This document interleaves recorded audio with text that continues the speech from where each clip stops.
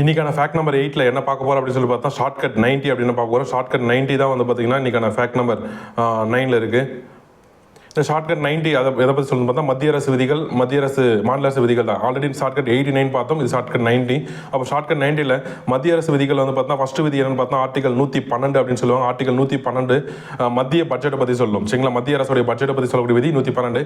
அதே மாதிரி நீங்கள் அங்கே 90 கூட்டும் போது 202 வரும். 202 என்பது ஸ்டேட் பட்ஜெட், மாநில பட்ஜெட்டை பற்றி சொல்லும்.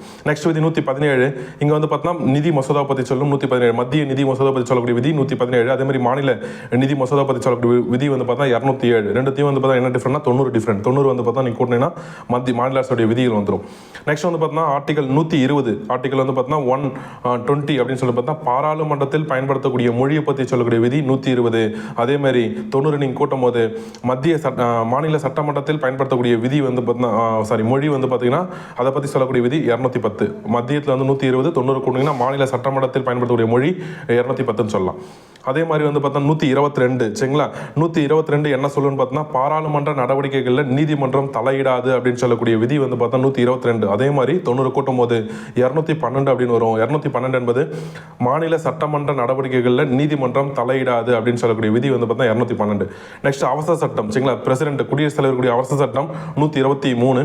அதை வந்து பார்த்தா நம்ம 90 கூட்டும் போது வந்து பார்த்தா 213 வரும். 213 என்பது ஆளுநருக்கான அவசர சட்டம். சரிங்களா, மத்தியிலையும் மாநிலம் என்ன இங்கே வித்தியாசப்படுது அப்படின்னு பார்த்தா 90 என்ற நம்பர் வந்து வித்தியாசப்படுது. அப்போ ஒரு ஆர்டிகல் மட்டும் நம்ம தெரிஞ்சுனா போதும், ரெண்டு என்ன பண்ணலாம் ஈஸியாக வந்து ரிலேட் பண்ணி படிச்சுக்கலாம்.